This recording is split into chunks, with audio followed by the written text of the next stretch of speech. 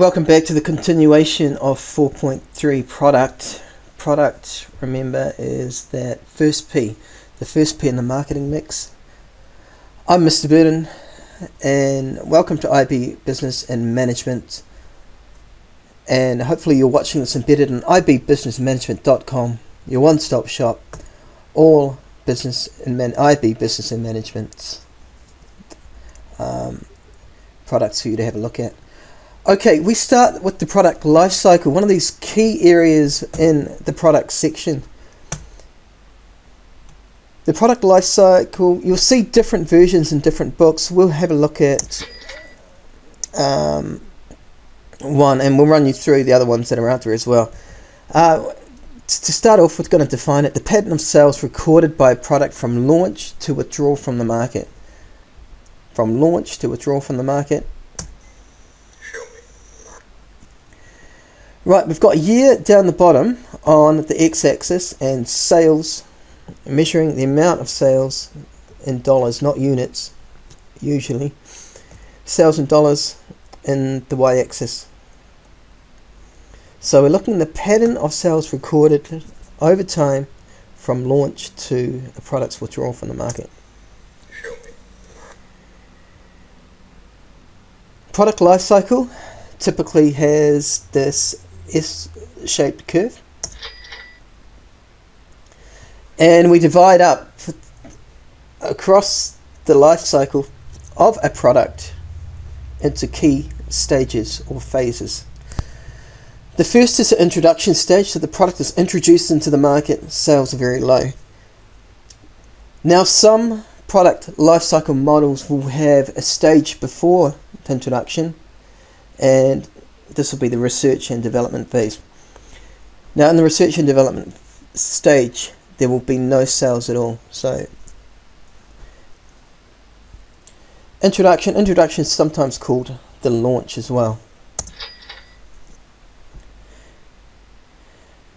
Things going well with the product. After the introduction, after the launch, sales start to grow steadily.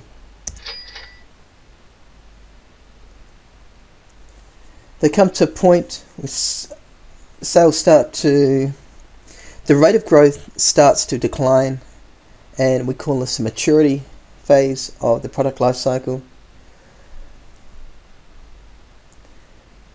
We're going to move into the decline phase, but be aware that some product life cycle models will also have a saturation stage. So the maturity phase will be the slowing in that growth, and the saturation will be just the other side of the curve as things start to taper off, start to go into a slow decline, and then the decline phase will be a rapid withdrawal of a product from the market. Okay, the product life cycle is very important for assisting with the planning of marketing mix decisions. So when would you advise a firm to lower the price of its product, at the growth or at the decline stage? Which phase is advertising likely to be most important, during introduction or at maturity? When should variations be made to the product? Introduction, maturity again. And the product life cycle is also very, very useful in identifying how cash flow might depend on the different phases that the product is at in the product life cycle. Right, and let's have a look at extension strategies. Marketing plans that extend the maturity stage of the product before a brand new one is needed. So the maturity stage, remember, this is when sales are at their peak. If sales are at their peak, cash flow is positive, cash flow is strongly positive. How can we keep this going for a particular product? What extension strategies can we use? What we want is not this happening. We don't want that decline in sales to start happening yet. We want to be able to extend the product life cycle. Keep it up, keep it steady, keep those cash flows coming in. Keep it up, keep it steady, keep those cash flows coming in. This is all we mean by extension strategies. We're coming up with ideas, thoughts, and implementing them as to prolong the life cycle of a particular product. Now we can do this through developing new markets. We could perhaps expand into China, different countries, different regions. We could product relaunches, create the hype again. We can decrease prices, new advertising, new packaging, all sorts of things can be used as extension strategies. Try and keep the cash flows as high for as long as possible. Okay, here we go. Uses of the product life cycle. The first use we're going to look at is assisting with the planning of marketing decisions. Now the marketing decisions are basically based around the marketing mix.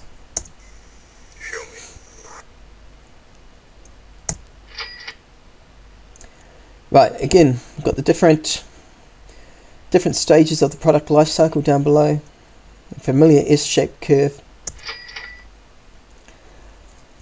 Let's have a look at price in the introduction phase. Just to recap, marketing mix, you must know this marketing mix. Product, price, place and promotion, right? Product, price, place and promotion. We're talking about product now. What else can we do? What other strategic marketing planning decisions can be put in place?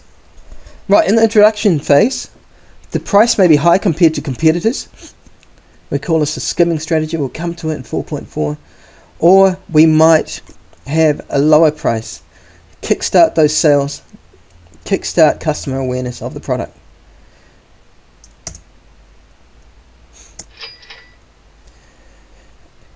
In the growth phase of the product life cycle, if successful, we may have an initial penetration pricing strategy. And we could now, if that's successful, we could now look at raising prices.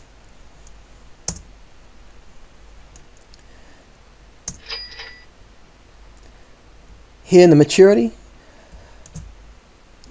at this stage competitors have had time to adjust to our product. They may well be entering the market with a similar product, perhaps even a better product. They've had a little bit of time to adjust and come up with their own strategic plans and reactions. Right. But at this stage our prices must be at competitive levels. If they're too high, our competitors are going to eat us for breakfast. If we start to price too low, that's going to make our sales start to decline.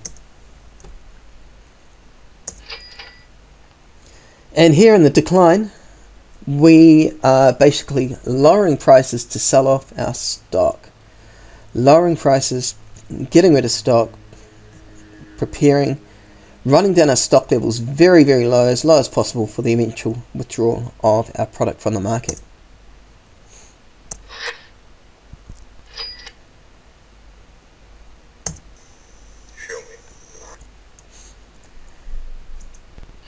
Okay, hoping this is starting to look familiar now. Introduction, growth, maturity, decline. And now we're looking at promotional strategies.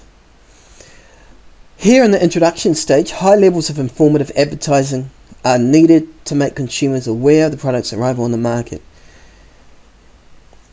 You don't want your product to just hit the shops, hit the stores, hit the internet without customers being informed that it's out there.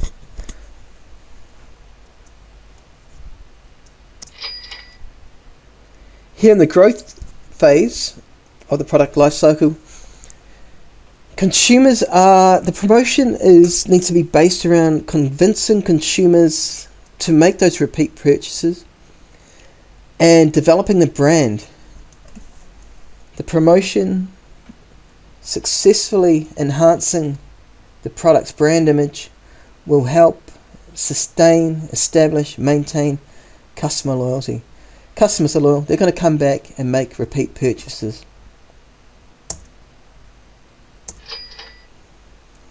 In the maturity phase, the brand imaging continues and Because this is the stage where more and more competitors are likely to be in the market competing against our product, the promotion needs to stress the positive differences between our product and competitors' products. Remember, product differentiation is key when there are competitors in the market. Why should the customer buy our product and not our competitors? What's different? What's unique? Our promotion has to point that out. Now here we are in the decline. Advertising is going to be, should be, likely to be very limited. The promotional strategy may well be designed around informing customers, consumers, that prices are lower.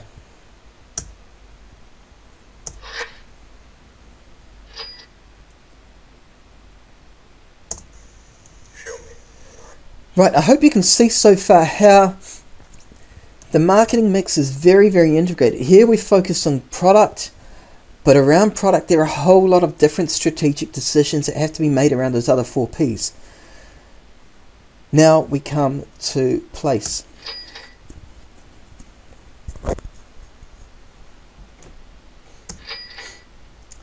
Right, distribution outlets in the introduction phase. At this point, there's going to be restricted outlets, possibly high-class outlets if a skimming strategy is adopted. Why are there minimal distribution outlets? Just because the product has just been launched. It doesn't make sense at this stage, at this level of sales, to have retail outlets on every street corner. The sales won't be high enough to justify that sort of expenditure. In the growth phase, growing numbers of outlets are needed in areas where we have identified strong consumer demand. So we're continuing market research, we're finding out those pockets of consumers most likely to buy our product. They are buying our product. Where do we put our outlets?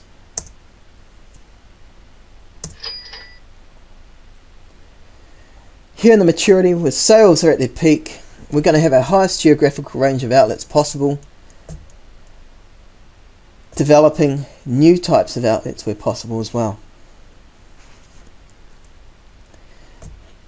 The level of sales here is what justifies that. Highest sales justifies level of distribution outlets, maximizing our customer base, outreach to customers. In the decline phase, we are assessing each and every outlet. We're looking at the most unprofitable and we're cutting, eliminating the most unprofitable outlets for the product, reducing our costs,